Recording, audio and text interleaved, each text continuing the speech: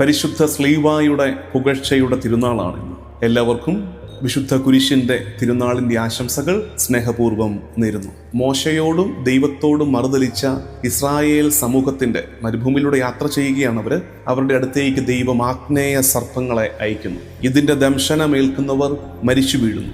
അപ്പോൾ ഇവർക്ക് തിരിച്ചറിവുണ്ടാകുന്നു, പ്രാർത്ഥിക്കുന്നു, നിലവിളിക്കുന്നു, അങ്ങേക്കും ദൈവത്തിനുമെതിരായി ഞങ്ങൾ സംസാരിച്ചു പോയി, അതുകൊണ്ട് മരണം ഞങ്ങളെ തേടിയെത്തുന്നു, ഞങ്ങളെ രക്ഷിക്കണേ.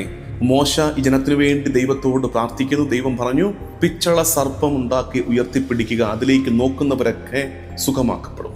ഇന്നും നല്ല എല്ലാ കാലത്തും നമ്മുടെ മനസ്സിൽ സർപ്പം എന്നുള്ള ഇമേജ് ഭയങ്കര ഒരു വെറുക്കപ്പെട്ട, ഇഷ്ടമില്ലാത്ത, നമ്മൾ അകറ്റി നിർത്താൻ ആഗ്രഹിക്കുന്ന ഒരു ഇമേജാണ് സർപ്പം.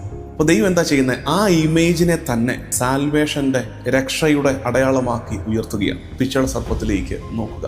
ഇത് തന്നെയാണ് കുരിശു മരണത്തിൽ നമ്മൾ കാണുന്നത്. കുരിശ് അപമാനത്തിന്റെ ലക്ഷണമാണ്. കഴുമര